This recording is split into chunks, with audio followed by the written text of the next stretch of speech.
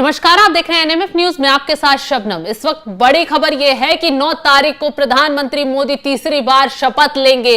राष्ट्रपति द्रौपदी मुर्मू ने उन्हें सरकार बनाने का न्योता दे दिया है। इसी के साथ पीएम मोदी ने देश को संबोधित किया है और अपने सभी साथी दलों का धन्यवाद दिया है। आगे तीसरी सरकार चलाने के लिए विकास का रोड मैप साझा किया है। तो इस बीच अब कांग्रेस ने एक नया दावा कर दिया है और अपने कार्यकर्ताओं से कहा है कि सभी कार्यकर्ता तैयार रहें, फिर से बहुत जल्द ही चुनाव होंगे। तो इस बात को लेकर कहीं ना कहीं अभिषेक सवाल उठने शुरू हो गए हैं। देखिए, जो भूपेश बघेल ने कहा है वो कुछ गलत नहीं कहा है। भूपेश बघेल ने सही कहा है। अब उन्होंने किस परिप्रेक्ष्य में कहा है वो तो मुझे नहीं पता।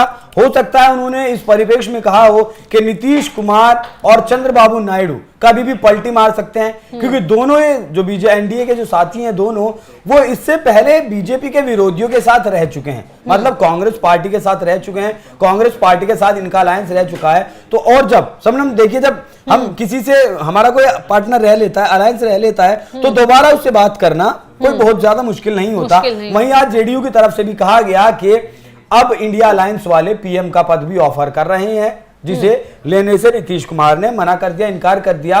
और यह भी कहा कि जब पद मांगा गया था संयोजक का, तब आपने संयोजक का पद तो नहीं दिया और आज आप प्रधानमंत्री का पद दे रहे हैं। तो हो सकता है इसलिए इस वजह से यह बात कही हो भूपेश बघेल ने। लेकिन मेरी नजर में इसका कारण दूसरा है, मध्यावधि जो बीच में, मतलब मुझे ऐसा लगता है कि सरकार 2026 तक चलने वाली है। हो सकता है कि भूपेश बघेल का मानना हो कि पीछे के कारण अभिषेक तमाम रहे हैं, क्योंकि कहा जा रहा है कि नीतीश कुमार ने बेशक समर्थन दे दिया सरकार को, लेकिन तमाम मांगे कर दी है, कई कैबिनेट मिनिस्टर की मांग कर दी है। तो उसी के साथ जीतन राम मांझी भी कैबिनेट मिनिस्टर मांग रहे हैं। उसी के साथ अब खबर आ रही है कि चिराग पासवान ने भी मांग कर दी है कि कई कैबिनेट मिनिस्टर चाहिए। उसके साथ साथ अग्निवीर योजना को लेकर, यूसीसी को लेकर भी इन लोगों ने अपना स्टैंड क्लियर कर दिया है कि हम जो पहले मांग करते थे कि सरकार इस पर विचार करे, वही हम आज भी मांग करेंगे। तो कहीं ना कहीं मोदी सरकार के लिए कठिनाई पैदा करेगा कि इन लोगों की मांगे कैसे पूरी की जाए। और मांगे पूरी नहीं हो जाएंगी, हो पाएंगी तो जाहिर सी बात है नाराजगी बढ़ेगी। और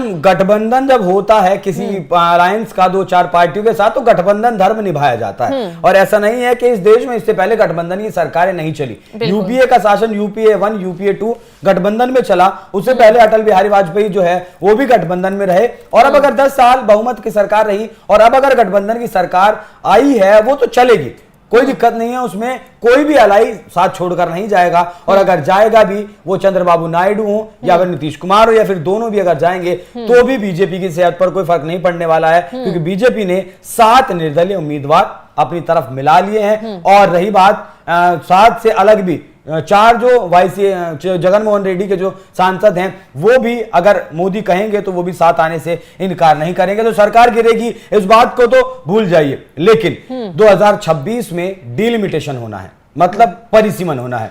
आज हमारे पास जो संसद में 543 सीटें हैं, वो 1971 की जनसंख्या के आधार पर हैं। और उनकी जो अवधि है, समझिएगा, कानूनी तौर पर ये कानून कहता है, इस कानून को आप बदल नहीं सकते। ये कानूनी तौर पर 2026 तक ही परिसीमन लागू होना है, 2026 में डिलिमिटेशन होना है। यही वजह है कि देश का जो संसद है वो नया बनाया गया। कोई शौक नहीं था कि हमारा ये पुराना संसद भवन अच्छा नहीं लग रहा है या फिर इसमें कुछ कमियां हैं, वो इसलिए नहीं बनाया गया। वो इसलिए बनाया गया क्योंकि 2026 में परिसीमन होना है। और परिसीमन के बाद जो संख्या फिलहाल सांसदों की 543 है, वो बढ़कर 753 हो जाएगी।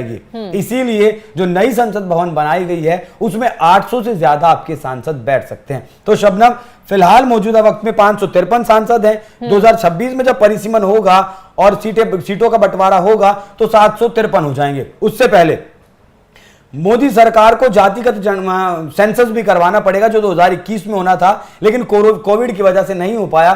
तो हो सकता है इस सरकार में पहला निर्णय सरकार यही करे कि वो जो है जनगणना करवाए। और जनगणना में जातिगत जनगणना भी अगर वो करवाती है, तो फिर विपक्ष का जो सवाल है वो भी खत्म हो जाएगा, जो विपक्ष कहता है कि जातिगत जनगणना करवाइए। ये जनगणना करवानी इसलिए जरूरी है डिलिमिटेशन से पहले, क्योंकि जनसंख्या के आधार पर ही उन सीटों का बंटवारा होगा। मतलब लगभग 10 से 12 लाख वोट एक लोकसभा में आएंगी। अब कहां कितना वोट है वो तो गिनती करवाने से पता चलेगा। अब मान लिया फिलहाल किसी लोकसभा में 30 लाख वोट हैं, तो वहां वो 3 लोकसभा में डिवाइड हो जाएगा। इसी तरह से ये जरूरी है सरकार के लिए। साथ ही जो है वुमेन रिजर्वेशन बिल सरकार लेकर आई थी जो 2029 तक उन्हें लागू करना था, तो हो सकता है जिसमें 250 सीटें महिलाओं के लिए आरक्षित हो जाएंगी डिलिमिटेशन के बाद। तो हो सकता है सरकार ये फैसला 2026 में ही ले ले और इस वुमेन रिजर्वेशन बिल को 2026 में लागू कर दे, जिससे महिलाओं के बीच, आधी आबादी के बीच पकड़ मजबूत बनाई जा सके। वन नेशन वन इलेक्शन की तरफ भी जो है यही सरकार बढ़ रही है। 2019 तक लागू करने की बात है, लेकिन 2027 में यूपी में विधानसभा चुनाव भी होना है। तो बहुत सारे रीजन है जिसकी वजह से ये जो चुनाव है, ये जो सरकार है 5 साल नहीं चलेगी और हो सकता है 2026 तक ही चले। शबनम, अब बघेल साहब क्या सोचते हैं मुझे नहीं पता, लेकिन जो जेन्युइन कानूनी जो रीजन है वो मैंने आपको बता दिए। इसी के साथ अभिषेक, जैसे कहा जा रहा है कि नीतीश कुमार और चंद्रबाबू नायडू बहुत अच्छे मंत्रालयों की मांग कर रहे हैं, टॉप मंत्रालय जिन्हें वित्त मंत्रालय, शिक्षा मंत्रालय, गृह मंत्रालय। तो अब बीजेपी ने भी उनकी शर्त मानने से इनकार कर दिया है और सबसे बड़ी बात बीजेपी की तरफ से सूत्रों के हवाले से कहा जा रहा है, एक शर्त रखी गई है। कहा गया है कि अगर उन्हें टॉप मंत्रालय सरकार में चाहिए तो उसके लिए वो चंद्रबाबू नायडू को और नीतीश कुमार को ही देंगे। तो उसके लिए उन्हें दिल्ली आना पड़ेगा और दिल्ली आएंगे तो उन्हें अपनी मुख्यमंत्री की कुर्सी छोड़नी पड़ेगी। जाहिर सी बात है वो ऐसा चाहेंगे नहीं, नीतीश कुमार ने ये पहले भी नहीं किया कि वो मुख्यमंत्री की कुर्सी छोड़े।